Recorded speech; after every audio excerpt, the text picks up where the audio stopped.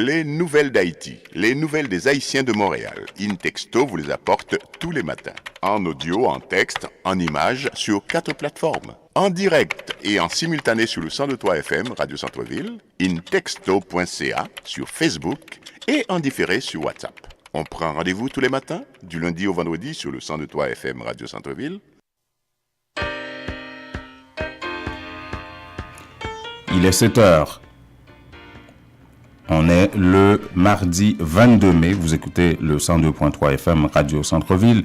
Ici Jean-Numa Goudou. J'ai avec moi Jean-Étienne Dorsan. Bonjour. Bonjour Jean-Numa et bonjour à tout le monde. Bienvenue à cette émission. Nous sommes également en direct effectivement sur Facebook et en différé sur WhatsApp et YouTube un peu plus tard.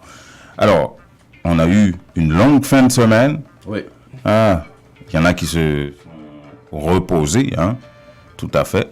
Et on vous apporte justement ce magazine, nos nouvelles sur les ondes de Radio Centre-Ville. Qu'est-ce qu'on aura dans l'actualité sur le plan local d'abord? On vous parlera de 18 mai. Il n'y a pas moyen de ne pas en parler ce matin. La fête a été célébrée en grande pompe un peu partout, à Montréal-Nord, à Parc Extension, à la Perle Retrouvée, où la fête était grandiose, justement. Il y avait plein d'invités. Sauf qu'il manquait des invités, des habitués de cette fête-là, comme Denis Coderre, qui n'était pas là. C'est pas seulement lui. La mairesse, l'actuelle mairesse de Montréal, Valérie Plante, n'était pas là non plus. Mais il y avait Christine Black de Montréal-Nord et beaucoup d'autres autorités politiques qui étaient là. À la fête, on va vous en parler. Et on va vous parler d'une entreprise. On sait que le député Emmanuel Dubois, Rita DeSantis, c'était justement... Non, Monsieur Dubois était là pour à l'appel retrouvé pour la célébration. Oui. C'était peut-être l'occasion aussi de parler d'autres choses, comme le financement d'une structure de cette entreprise locale. Oui, mais l'annonce, ouais, effectivement. Et les entreprises, les outils Clortec, qui est une entreprise de Montréal-Nord, qui a un rayonnement à travers le Canada et qui veut maintenant avoir un rayonnement à l'international, créer des emplois, devenir plus écologique, donc qui a un financement des deux gouvernements du Québec et du Canada. On va vous parler de ça. Et on va vous parler, et en même temps, pour faire la transition avec Haïti, Jean-Étienne, de Jovenel Moïse qui devrait arriver ici. Tu as déjà entendu parler de ça? Oui.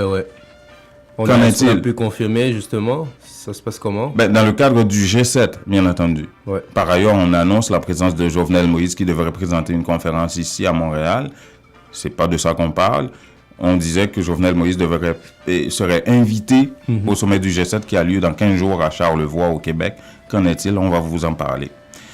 Et en Haïti, tu as vu cette vidéo-là? Ouais. De M. Lajoie, qui se donnait la joie. Bon, on va vous parler de ça. Et ça fait la une de l'actualité un peu partout, que ce soit en Haïti ou sur les réseaux sociaux, c'est très présent aussi. Ouais. De quoi il en est, vous aurez des détails un peu plus tard. Le dossier de corruption de Jovenel Moïse, le commissaire du gouvernement, M. Daméus, recommande un non-lieu. Ouais. Qu'est-ce que le juge d'instruction, Brady Fabien, va décider? On aura la réaction de beaucoup de gens à ce propos-là. Et on parlera de quoi d'autre? De l'essence, du prix de l'essence. Ah, encore. Monsieur Delva, Gilles Delva, le ministre de la Communication et de la Culture, qui encourage les gens à ne pas sortir à travers les rues, à ne pas se laisser, selon lui, manipuler dans cette histoire. Et on vous parlera de mort de prisonniers à Petit-Gouave. Ça devient sérieux, là. On vous parlait de la situation extrêmement difficile des prisonniers. Maintenant, ils commencent à mourir. Alors, à tout de suite, mesdames, messieurs.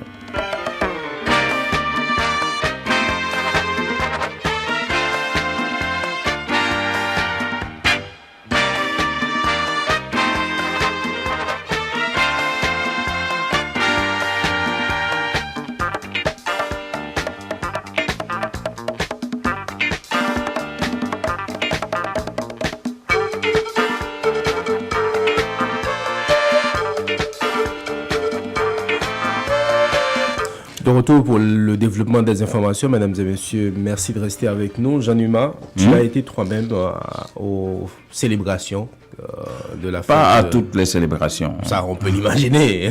Tu n'es pas omniprésent quand même. Je ne pourrais pas être à 3 endroits à la fois. Il a fallu choisir, difficilement, bien entendu. Mais j'étais à la perle retrouvée, effectivement, pour le 18 mai. Et une grande fête. Et ce 18 mai-là n'était pas seulement pour le drapeau, la fête du drapeau à la perle retrouvée. C'était aussi l'occasion d'annoncer publiquement que, bon, finalement, cette propriété-là appartient à la communauté haïtienne. On a fini de payer les $700 000. Il y a eu énormément d'invités. Il y a eu beaucoup d'absents aussi, comme la mairesse de Montréal, Christine Black, qui a été invitée, mais qui a décliné. On ne connaît pas les raisons, mais il n'y avait même pas un représentant de la mairie de Montréal à cette fête-là. Et dans Saint-Michel, Annie Sanson, l'ancienne mairesse, c'est une éternelle habituée aussi de cette fête, elle n'était pas là. La mairesse qui l'a remplacée, la mairesse de Saint-Michel, n'était pas là. Il y avait seulement la présence de Franz Benjamin là-bas. Alors, comment ça s'est passé? On va écouter.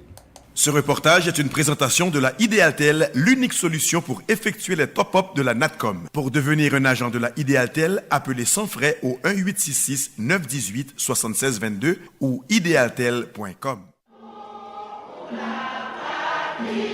Comme à l'accoutumée depuis 11 ans, des centaines d'Haïtiens, la tête altière et haut les fronts, effectuent la montée du drapeau avec leurs frères et leurs amis. Madame Christine Black, mairesse de Montréal-Nord. Monsieur Franz Benjamin, conseiller de ville. Monsieur Nicolas Di Yurio, député fédéral de Saint-Léonard. L'ancien maire de Montréal, Denis Coderre, éternel habitué de cette fête, l'a séché. Sa successeur également, Valérie Plante. Nous l'avons invitée, la mairesse, mais elle a décliné notre invitation, nous a précisé Leslie Tillus, dirigeant de la Perle retrouvée. Le 18 mai 2018 a été plus qu'une fête du drapeau pour ces retraités haïtiens qui, il y a des dizaines d'années déjà, avaient eu l'idée d'acheter pour la communauté haïtienne la propriété de Saint-Damas. Il y a 20 ans, lorsque Papi Joe, le regretté Joseph Augustin, avait dit « cette fois-ci c'est la bonne », on n'avait pas un seul centime. Aujourd'hui, nous avons une propriété évalué à 1 704 000. Près de $2 millions, mesdames, messieurs. Acheté pour $700 000, l'évêché avait accordé un délai de 3 ans aux Haïtiens pour payer. Ces derniers en ont mis en réalité 15 bonnes années sans intérêt. D'où toute la gratitude de Leslie Tillus face à la clémence de l'Église catholique de Montréal. Vente de chocolat, bazar, brunch, barbecue, grand tirage. Et cette campagne de financement a duré 15 ans pour ramasser finalement les $700 000 nécessaires. De cette somme, pas un penny n'est venu des gouvernements, pour ne pas dire que Service Canada les a aidés au moins à climatiser la salle de leur centre de jour pour aînés et à construire une rampe d'escalier pour les personnes à mobilité réduite. Mais, une fois acquise la propriété, les Haïtiens veulent mettre l'église à terre. Nous comptons Goubouchno, nous comptons Bombagaï. Alors, jeudi à même, c'est pour nous décider, nous, ça nous prend le faire. Nous voulons un vrai centre. On a le goût du beau. On veut à la fois une résidence pour nos aînés, mais aussi un centre culturel, a lancé Leslie Tillus. Côte Sainte-Catherine, résidence pour les aînés, et puis un gros centre en même temps. Tout peut se faire ici. La Montréal, haïtien, on a pensé, pour bouger ça. Mes amis, moi-même, ça fait 11 ans que je n'ai jamais posé cette question à savoir qui côté je vais fêter de drapeau le 18 mai. Son seul côté le fêter, c'est ici. Et oui. Depuis 11 ans, je ne me suis jamais posé la question de savoir où je vais fêter mon drapeau. Je sais que c'est ici, a dit le député fédéral de Bourassa, Emmanuel Dubourg, qui a été chaudement applaudi tout au long de la longue soirée de la fête du drapeau haïtien. La vice-première ministre du Québec également, Dominique Anglade, elle aussi d'origine haïtienne. Pour finir ma vie, dis-nous, devise que papa n'a pas dit, l'MT de Simone, Mais en pile, chai palou. Mais en pile, chai palou. Qui c'est symbole de drapeau nous, pas seulement pour Haïtiens, mais pour tout le monde. C'est une inspiration dans Québec à la One Baden. Je veux vous rappeler la devise que mes parents m'ont apprise. L'union fait la force. Une inspiration, pas seulement pour nous, Haïtiens, mais aussi pour le Québec tout entier, a-t-elle dit. La mairesse de Montréal-Nord, cette Haïtienne de cœur, comme elle se plaît à le dire, a été chaudement accueillie aussi. Madame Black a prononcé un discours entièrement en créole au cours duquel elle a fait des promesses aux Haïtiens. Faut que moi saisir l'occasion ça pour moi avouer, nous, que peuple haïtien gagne en pile valeur dans la communauté Montréal-Nord. Et m'a fait tout ça moins capable pour moi nous bons résultats pendant toute madame là. Je vous promets de tout faire pour vous satisfaire, vous qui comptez pour Montréal-Nord. On pourra faire la route ensemble. Je vous aime beaucoup, a dit Madame Black. Avec notre fraternité. N'a qu'à fait route là ensemble. Moi, remets-nous en pile. Bonne fête drapeau. L'ancienne mairesse de Saint-Michel, Annie Sanson, une autre habituée, n'était pas de la fête cette année. Sa remplaçante, Juliana Fumagali, du même parti que Valérie Plante, Projet Montréal, n'était pas venue non plus. Mais Franz Benjamin, conseiller de Saint-Michel, y était. On connaissait cet enfant de ce quartier comme poète, diseur, amoureux fou de culture et de littérature, mais non comme chanteur, dans un contexte de fête du drapeau haïtien. Haïti, flémisé ou belle, nous chanter liberté en créole, nous chanter liberté en créole. Bonne fête du drapeau.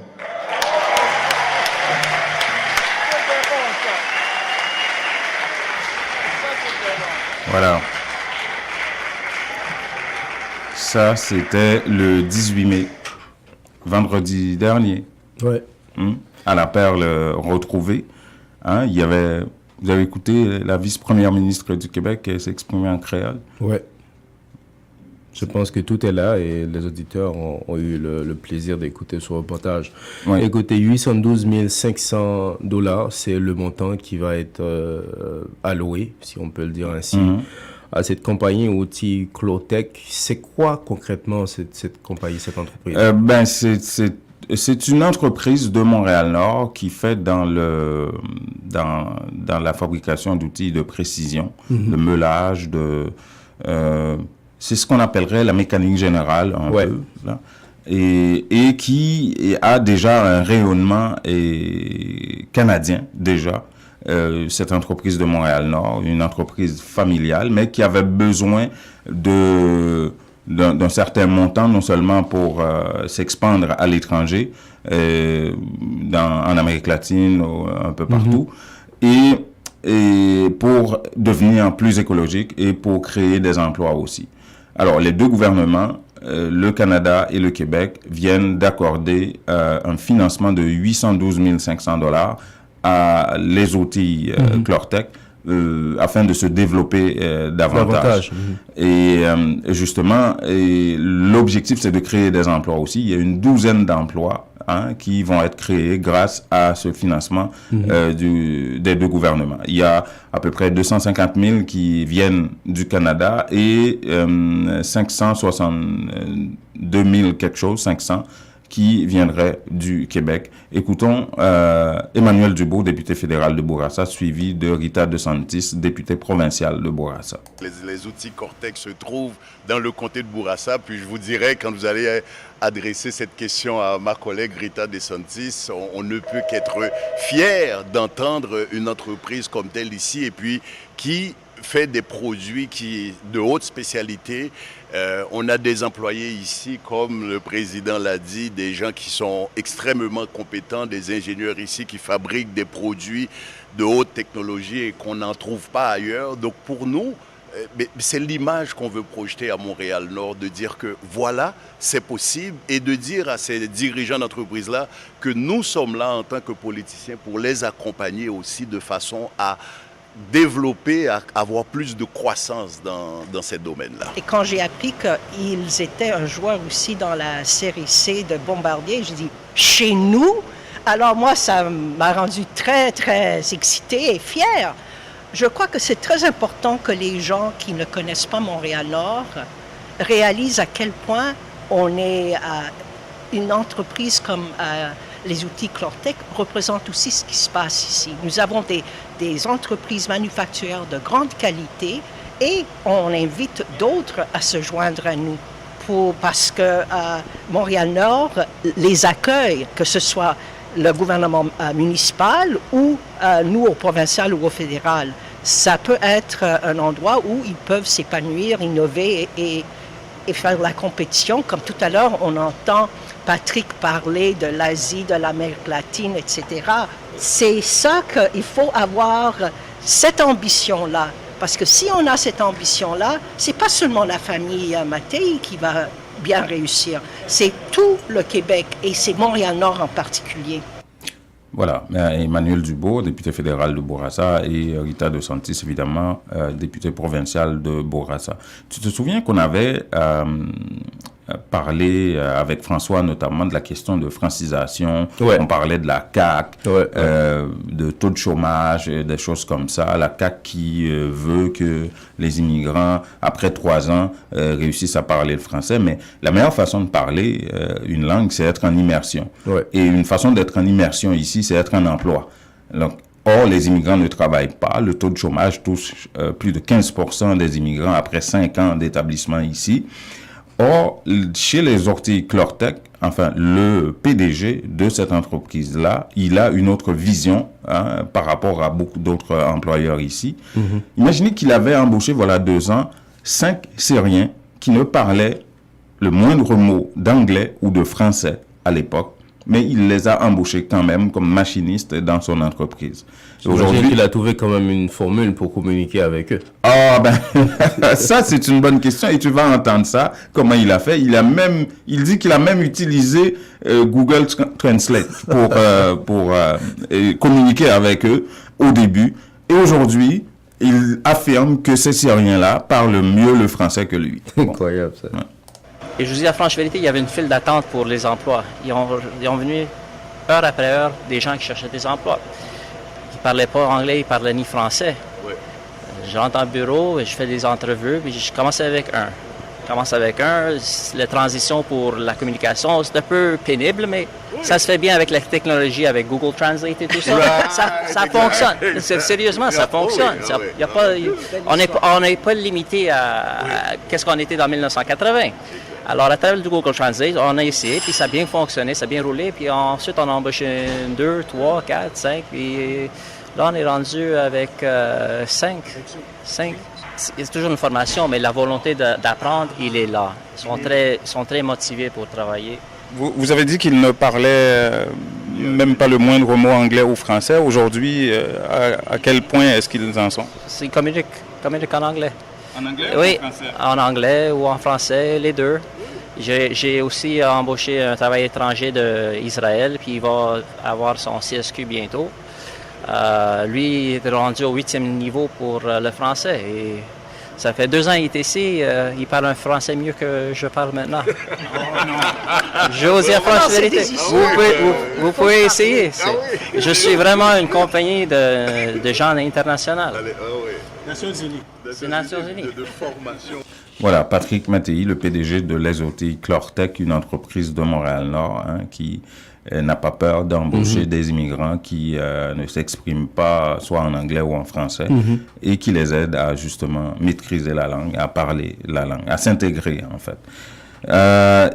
Bon, maintenant, Jovenel Moïse, pour faire la transition avec Haïti, devrait être ici au Canada, notamment au sommet du G7. Bon, il y a plusieurs annonces, là, Jean Etienne, à l'effet que Jovenel Moïse devrait rentrer ici, d'abord pour une conférence sur la technologie à Montréal. Et on disait que le sommet du G7 qui va avoir lieu dans 15 jours à peu près à Charlevoix, au Québec, et Jovenel Moïse serait invité. Ben, on a été à la source de l'organisation du sommet. On leur a envoyé un courriel pour vérifier est-ce que le président haïtien serait ici, effectivement, ou est-ce qu'il est invité au sommet. Mais écoutez la réponse que nous a donnée l'organisation du sommet. Oui, ils disent nous ne pouvons pas, en ce moment, confirmer la participation du président haïtien. Une annonce au sujet des pays invités à se joindre à l'événement sera faite sous peu. Ça, c'est Nathalie Huneau, responsable du bureau de gestion du sommet qui aura lieu à Charlevoix, comme je vous dis, au Québec, d'ici 15 jours, qui nous a donné cette réponse-là. Donc, Jovenel Moïse, on ne sait pas encore s'il est invité ou pas au sommet du G7 qui a lieu à Charlevoix d'ici 15 jours. Mais en prélude à ce sommet, et le week-end dernier, il y avait une série de conférences et d'ateliers, débats sur ce que les gens, au moins des gens qui viennent de 12 pays au total, qui s'appelle la grande transition. La grande transition du capitalisme vers autre chose. Mais c'est quoi? Même ces gens-là ne le savent pas encore. Mais ils veulent réaliser une grande transition. On a discuté avec une des porte-paroles de cette question-là, qui s'appelle Maïka Somdarji. Oui, mais là, le truc, c'est effectivement, la prise du pouvoir politique, c'est une des démarches, mais il y a aussi d'autres démarches. Si on pense aux syndicats, le poids des syndicats face à l'État, si on pense aux groupes écologistes, si on pense aux groupes féministes, il y a plein de groupes qui travaillent là, à changer le monde sans être un parti politique. Mais à la conférence, il y a aussi des partis politiques. Il y a Die Linke, le parti allemand, il y a la Coupe catalane, il y a un parti brésilien, il y a tant de partis là aussi qui sont plus d'orientation socialiste. Je sais que Québec solidaire a une ou deux représentantes. Donc, les partis politiques sont invités, mais c'est pas, on n'a pas l'intention là, de prendre le pouvoir politique. C'est pas comme la finalité là. Ultime, là. C'est plus comme un forum social mondial, je pense. OK. Mais des partis comme la CAQ ou le Parti libéral, ils sont pas là? Ben, comme vous le savez, le Parti libéral et la CAQ sont pas très progressistes. Donc, c'est pas le genre de personnes qui sont intéressées à penser un monde plus égalitaire. Là. C'est des partis qui sont très pro-pouvoir économique. C'est un parti de l'élite. C'est un parti de l'élite économique et politique. Donc, ils sont pas intéressés là, à avoir une démocratie participative comme nous, ce qu'on propose. OK. Et le Parti québécois? Le Parti québécois, je voudrais, il y a différentes tranches au Parti québécois. Moi, je connais des gens qui sont extrêmement progressistes, mais je connais aussi des gens à la Pierre-Carl Pelado qui sont beaucoup plus élitistes, là, qui je ne pense pas veulent se mettre avec le vrai monde pour essayer de penser là, la transition puis voir quel système on peut penser, parce que c'est des gens qui profitent du système. Donc, je vois pas pourquoi eux voudraient qu'on le change, en fait. Voilà, on était chargé coulé bas dans le local. Faut être seulement haïtien pour comprendre ça. Ah, Et François est là. Bonjour François. Bonjour Jean-Claude, bonjour Jean-Mima, bonjour à tout le monde. Comment allez-vous? Ah ben c'était un long week-end, ça a été bien pour certains, pour d'autres ça a été difficile ce matin de se lever. Jean-Mima c'est bien aujourd'hui apparemment. Oh. Allez savoir. Alors qu'est-ce que tu as pour nous François? Bon, alors on commence avec le Parti québécois, et puis c'est aussi un lien avec le monsieur qui a embauché le Syrien. Oui, Patrick Mattei. Oui, Patrick Mattei, c'est vraiment bien ce qu'il a fait. Alors, le Parti québécois, après la CAQ, il a son plan pour l'immigration, et il a exprimé ça le 21 mai, lundi. Il a dit qu'il veut que les immigrants s'installent en région. Un immigrant sur 4 doit s'installer en région. Le PQ qui dit ça? Le Parti québécois. OK. Il dit que s'il est élu le 1er octobre, s'il devient Premier ministre, il dit qu'il va exiger, il va demander qu'un immigrant sur 4 s'installe en région, alors que maintenant, il y a 90% des immigrants qui s'installent dans la région métropolitaine. Alors, il ne veut pas ça. Il dit qu'il va accorder beaucoup plus de points. Vous savez qu'il y a une grille de sélection de travailleurs qualifiés.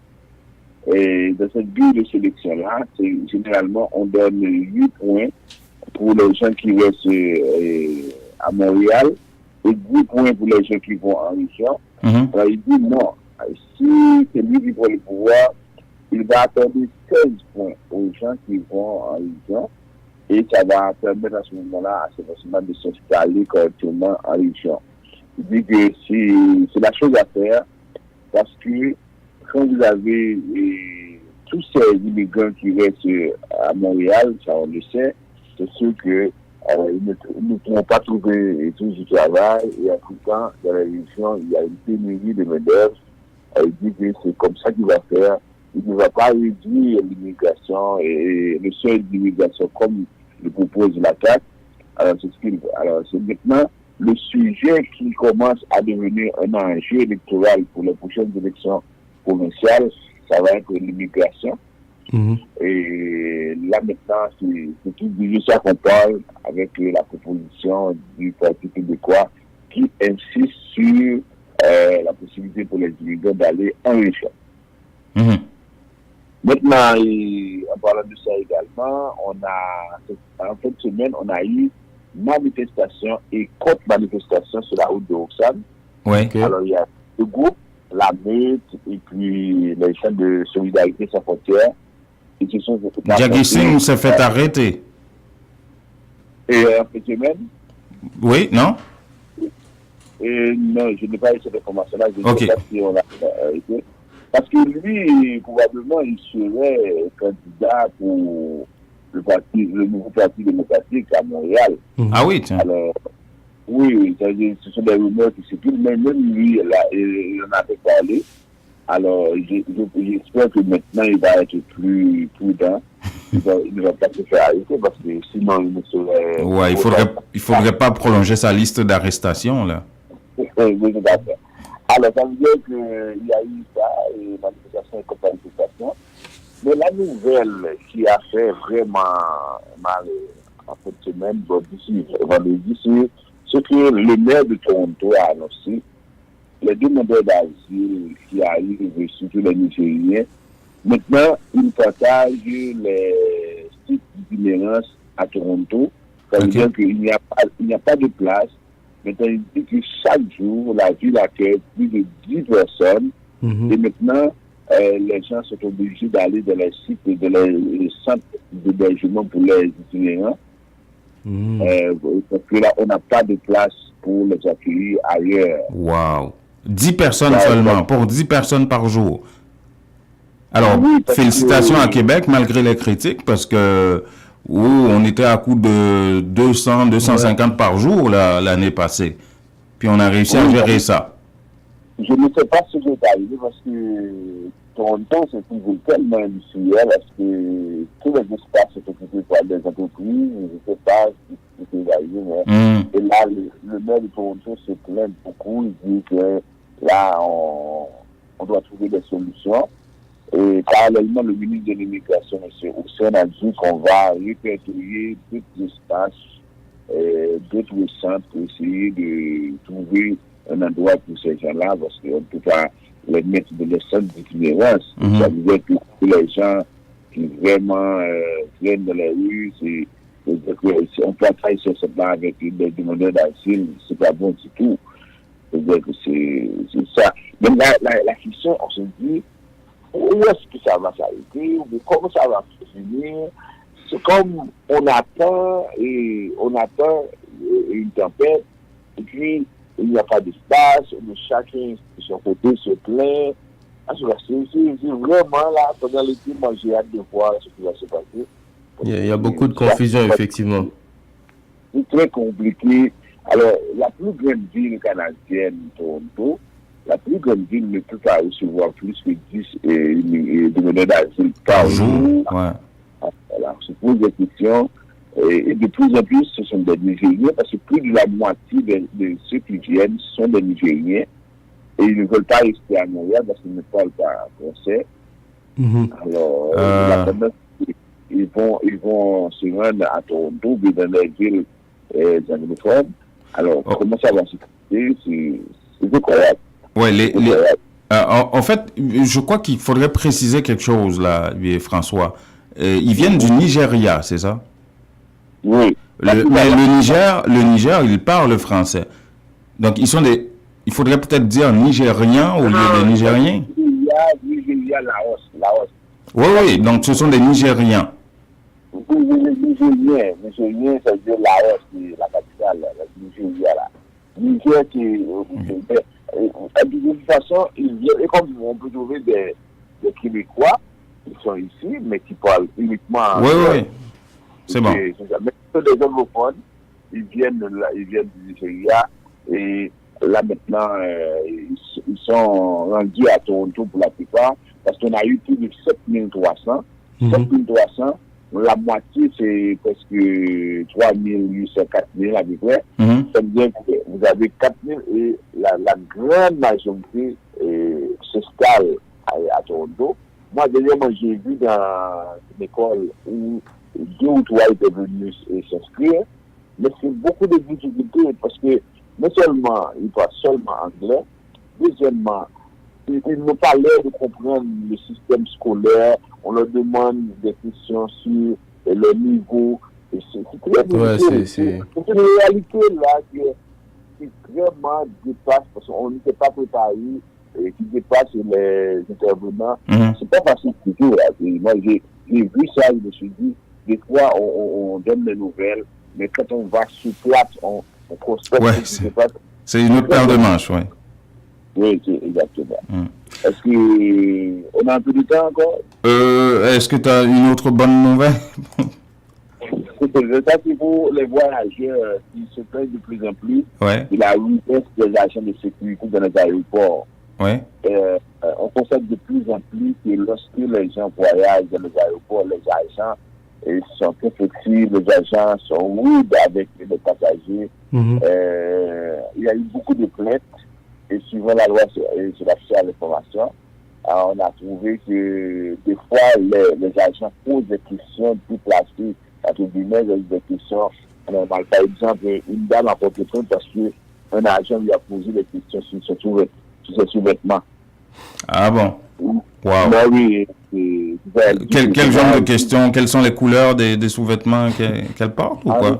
Elle dit que je voyage régulièrement et mes choix de sous-vêtements ne concernent personne d'autre que moi, parce que l'agent lui a dit qu'elle devait porter un soutien-gorge de sport lors de son prochain voyage.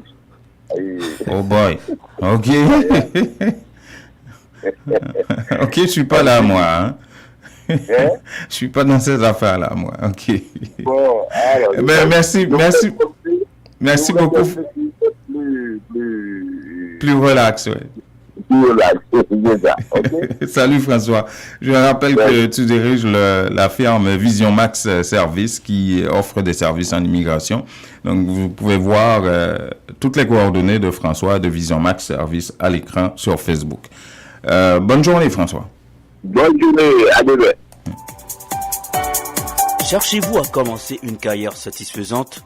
Le Fonds d'études pour les enfants Inc. vous offre cette opportunité. Une carrière avec des heures de travail flexibles et un potentiel de revenus illimité. Une carrière par laquelle vous vous impliquez dans votre communauté. Envisager une carrière en tant que représentant de courtier du Fonds d'études pour les enfants Inc. C'est possible maintenant. Le Fonds d'études pour les enfants Inc. est à la recherche de personnes entreprenantes et déterminées qui veulent s'engager dans l'industrie croissante du régime enregistré d'épargne et études. Visitez cefi.ca/carrière ou composez le 1-800-246 1203 poste 242. Ou al faire affaire avec une compagnie de green gauche tête bobèche pour régler dossier immigration au Canada pour te faire économie bout de chandelle ou à venir plein on prend refus parce que dossier mal préparé, formulaire t'es mal rempli ou même qui te voulait ça me t'es parlé. Tu vois, pour le même genre de dossier, Ti George WhatsApp, Fanny, Madame Joe Facebook et moi-même avions tous obtenu satisfaction pour avoir fait affaire avec Vision Max Service, cabinet spécialisé en immigration. Vous qui rêvez d'immigrer, d'étudier au Canada ou tout simplement de visiter le pays, Vision Max Service. Vous comptez demander un super visa, venir investir ou vous établir en tant que travailleur qualifié. Vision Max Service, un label de qualité. Vision Max Service, c'est le travail de professionnels qui étudient, traitent, suivent votre dossier. Ils vous conseillent, vous encadrent, vous accompagnent dans toutes vos démarches pour des résultats 100% excellents. 273 Lalu, coin Ruelle Vaillant, Port-au-Prince, Haïti. Téléphone 48 20 78 18, 22 09 76 82. Montréal 438 876 93 98. Que regardez-vous sur votre tablette? Une annonce incroyable.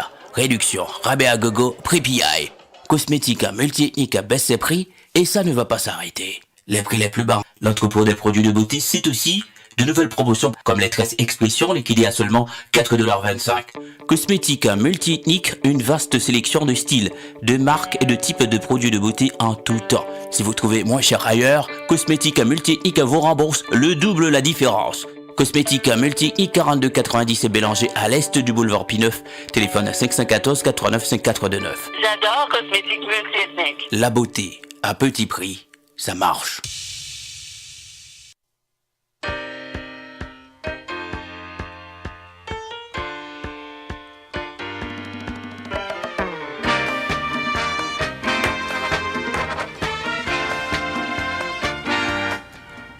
C'est 7h35, vous écoutez le 102.3 FM Radio Centre-Ville à l'heure du magazine Nos Nouvelles apporté par intexto.ca. Nous sommes également en direct sur Facebook et en différé sur WhatsApp et YouTube tantôt. Ce sont les nouvelles d'Haïti qui entrent chez vous maintenant. Ouais.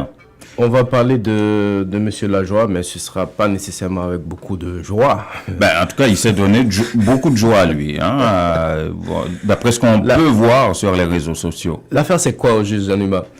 Enfin, Eudes Lajoie, c'est le directeur général de l'ONM, l'Office national de la migration. Il est le dirigeant d'un parti qui s'appelle Victoire et qui est un allié de PHTK, et c'est peut-être pour ça qu'il a eu ce boulot-là. Ce poste, oui. OK. Et maintenant, il y a sur les réseaux sociaux une vidéo qui circule au sujet de M. Lajoie qui se masturberait littéralement sur la vidéo.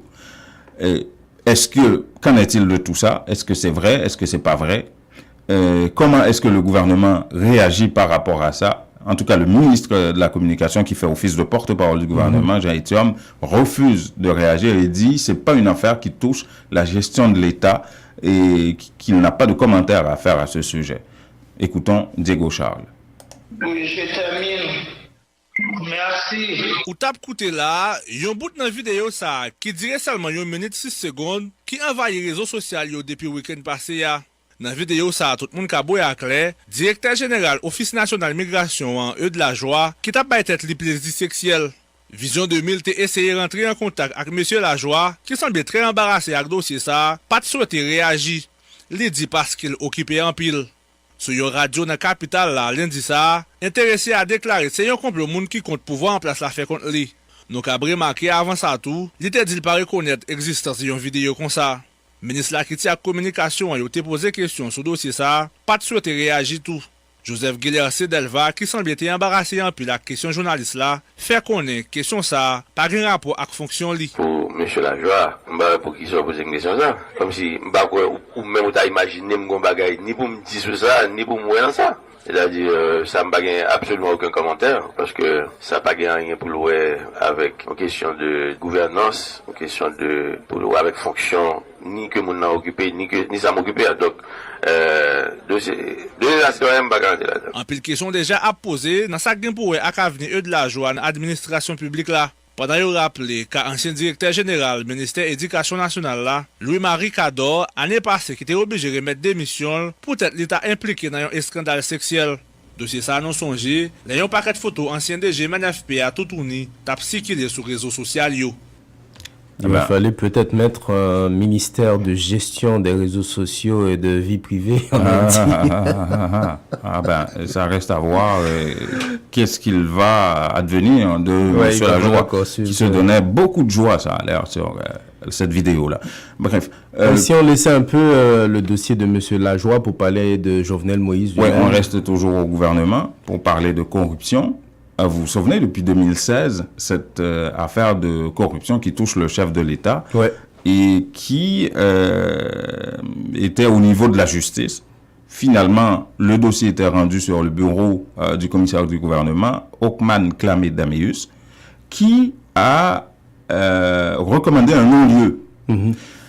D'abord, il y avait un premier juge instructeur sur cette affaire-là, Jean-Wilner Morin, qui s'est désisté, je crois. Et ensuite, ça a été confié à Brady Fabien. Et maintenant, c'est le commissaire du gouvernement qui demande au juge Brady Fabien de constater un non-lieu dans le cadre de ce dossier de corruption qui a été instruit finalement. Et il y a eu beaucoup de réactions, enfin, déjà, des gens, des défenseurs des droits de l'homme, à savoir Pierre Espérance et Antonal Mortimer. Écoutons-les. Il n'y a pas pour l'autre bagaille parce que la justice n'est pas indépendante. et commissaire gouvernement yo c'est exécutif là qui nomme yo pas jamais prendre décision qui allait à l'encontre exécutif là. C'est étonnant que commissaire gouvernement a un autre comportement. Pas bien commissaire gouvernement, le commissaire gouvernement il est là pour défendre l'intérêt exécutif. Brady Fabien comme juge instructeur, il pas lié par demande commissaire gouvernement. Le commissaire gouvernement a toujours demandé pour le rendre ordonnance de non-lieu, mais même les 40 ordonnances de renvoi. Ça dépend des lits. Juge d'instruction n'est pas lié avec décision commissaire gouvernement prend. Quelle que soit la décision juge prend, la bonne incidence. On nous imagine qu'il bon, il fait droit à demande commissaire gouvernement, il rend ordonnance de non-lieu. Donc, je crois que la police va en pile critique, s'il pas justifié pour tout ça, que l'État rend ordonnance de non-lieu. Mais s'il voyait M. Jovenel juger pour le rendre ordonnance de renvoi, il est capable d'attendre, il y a des conséquences pour la persécution, tant qu'on ménage, mais ça qui est important pour moi-même, juge Landoué, c'est ça la loi. Moi-même, moi pensais que je suis d'instruction pour le bail mon non-lieu. Par contre, tromper, il doit aller dans le même sens. Donc, par quoi que le dossier ça va évacuer dans la justice, dans le jour pour venir. Il va falloir qu'on suive encore ce que ça va donner. En tout cas, le juge Brady Fabien n'a pas pris de décision encore, mais sauf que le commissaire du gouvernement recommande qu'il prenne un non-lieu dans le cadre de ce dossier. Donc, ça aurait été fini, FFI, NINI. OK. Ben, si Gilles Sedelva n'a pas voulu réagir sur le dossier de M. Lajoie, sur le sens, il continue à intervenir. D'ailleurs, il encourage vraiment la population à ne pas se lancer dans des mouvements de à ne pas se laisser manifestation. Ne pas se laisser manipuler pour partir dans exactement. Et justement, Guilherme Sedelva a aussi parlé des institutions internationales, des implications des institutions internationales. On parlait beaucoup de FMI qui avait des recommandations. Le ministre des Finances, M. Salomon, démentait que le FMI ordonnait un certain nombre de choses au gouvernement. Et là, Guy Delva, ministre de la Communication et qui fait office de porte-parole à la fois de la présidence mais aussi de la primature, et il dit, écoutez, nous, la Banque mondiale nous a dit, voilà, nos financements du prix de l'essence, ça profitait à 90% à des gens qui avaient déjà de l'argent. Et qu'il ne faudrait pas que la population se laisse manipuler par rapport à tout ça. Écoutons Guy Delva. Tout le monde comprend yon bagay. Selon études que le gouvernement haïtien lui-même fait par rapport à chiffres que le gagne et par rapport à analyse qui fait de situation, nous réalisons que 90% de subventions que l'État a baillé pour gaz la joindre 20% de monde qui plus riche dans le pays. Mais Banque mondiale dit nous les plus grave que ça. Banque mondiale dit nous, c'est pas 90%, c'est 93% pour le peuple haïtien capable de jouer un soulagement. Dans le programme social. À regarder pour ça commence à être là, vous avez des ministres affaires sociales là, Madame Auguste qui parlait de ça déjà, et programme ça nous connaissons là déjà, mais qu'il a renforcé et il y a mise en place qu'a fait là pour arriver jusqu'à un nombre de plus de 700 restaurants communautaires par exemple, à travers le pays. Mais avec qui ça pour le faire? C'est l'État lui-même gain recette. Avec recette l'État, il peut investir dans le restaurant ça pour permettre au monde d'acheter un plat de manger pour 10 gouttes au lieu d'acheter pour 100 gouttes, pour 150 gouttes. Donc tout ça c'est comme l'État a besoin. Pas besoin de parler de tout l'autre projet, tout programme qu'a fait dans le pays, tout programme qu'a fait dans le caravane, tout problème, disons, et projet de construction qu'a fait dans le pays. Mais avec qui ça pour le faire? Il y a une différence pour le faire dans le pays. Il y a un syndicat, il y a pour le défendre certainement, et ou membres monde qui dans association avec lui dans le syndicat, mais syndicat c'est pas politique parce que nous voyons que gagner des monde qui sous base de prix gaz et puis du coup il y a là un mouvement politique qui a fait parallèlement parce que syndicat pas dans politique, syndicat apolitique, syndicat pas supposé dans politique. Pas de problème mon syndicat il doit avoir des griefs li soumettre li et certainement il a discuté pour qui j'ai pour avancer. Mais syndicat pas gagné pour le faire politique. Ça, c'est la loi qui dit ça. Syndicat apolitique. On peut espérer que la population les comprenne bien ça bien. Pas à l'entrée dans aucun mouvement. La rue, nous avons déjà gagné des incidents qui arrivaient, qui sont regrettables, que nous condamnons. Et je pense que le commissaire gouvernement, la police, qui pour le faire travail par lui, dans le sens que si il y a des gens qui fait des actes de brigandage, des actes de sabotage, donc il faut qu'ils soient capables de répondre devant la justice. Ces gens, Gilles et Delva découragent les gens, la population à sortir pour manifester. Il fait des menaces à peine voilées. Ouais. Mais pour les travailleurs du textile, c'est pas le cas. Ils ne pourront pas payer le prix de l'essence, hein, Jean-Étienne. On a compris. Justement, parce qu'ils touchent pas assez d'argent. Et c'est pour ça qu'ils étaient dans les rues hier pour manifester. Écoutons ça. Excuse-moi, petit problème technique.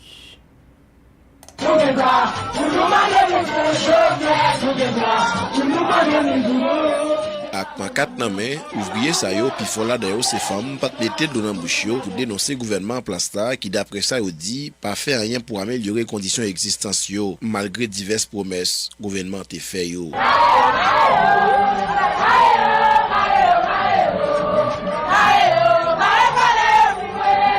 Protestataires après réclamer dans ce sens ça, yon salaire minimum 1000 goud ak matérialisation diverses promesses pour voir en place la te fait yo, parmi yo accompagnement social.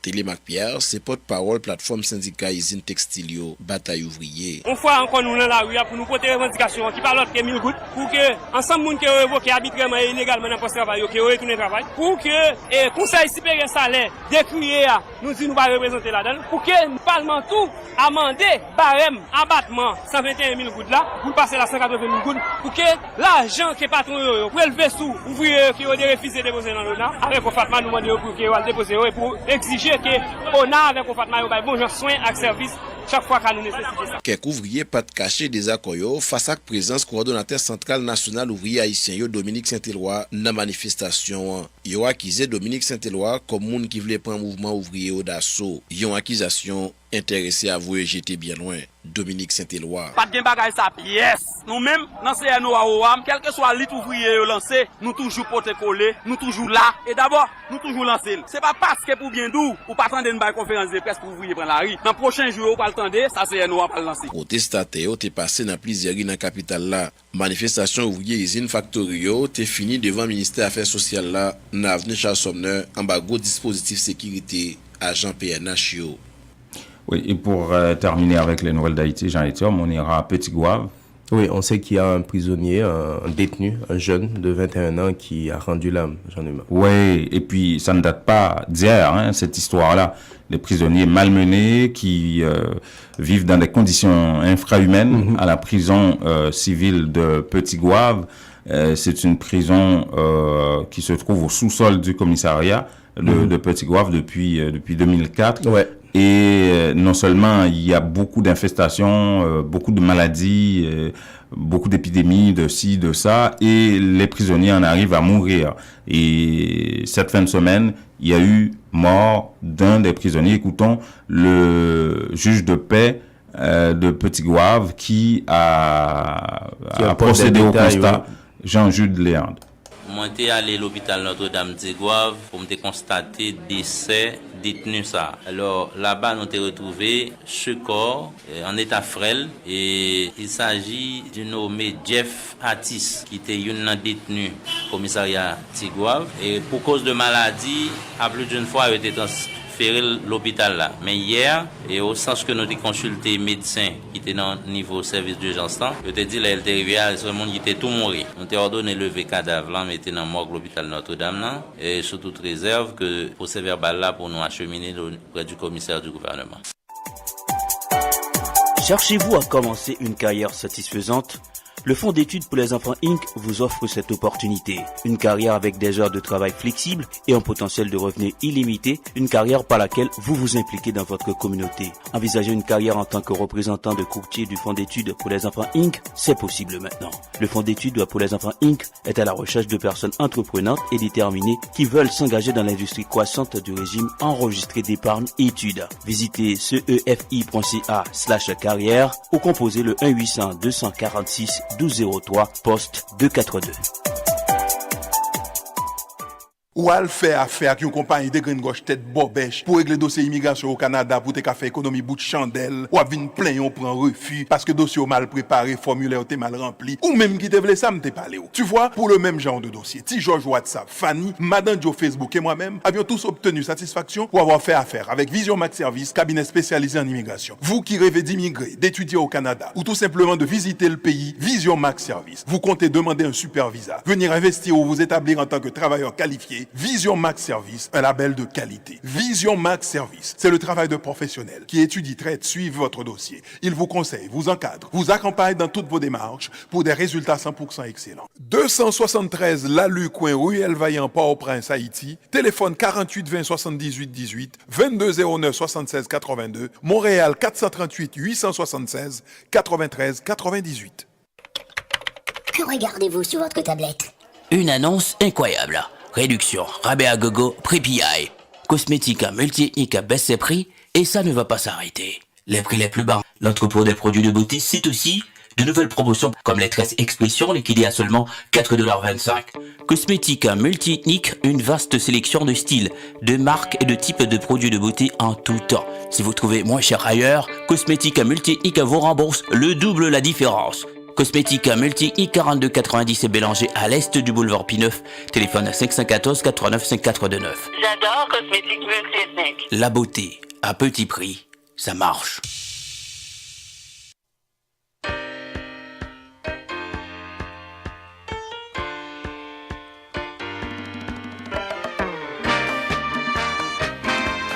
C'est 7h51, vous écoutez le 102.3 FM Radio Centre-Ville à l'heure du magazine Nos Nouvelles apporté par intexto.ca. Nous sommes également en direct sur Facebook et en différé sur WhatsApp et YouTube un peu plus tard.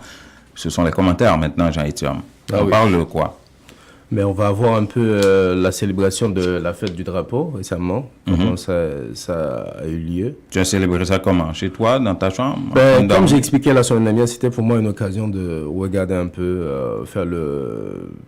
nous regarder dans le miroir où on est, où est-ce qu'on veut aller d'une façon globale. Ça a été la réflexion, la grande réflexion pour toi. Pour moi, c'était ma façon à moi de faire la chose. Ok, bon. Moi, j'étais à la Perle Retrouvée avec nos aînés haïtiens qui ont acquis cette propriété qui vaut près de 2 millions de dollars aujourd'hui. Bravo. Ah oui, ils ont finalement payé les 700 000.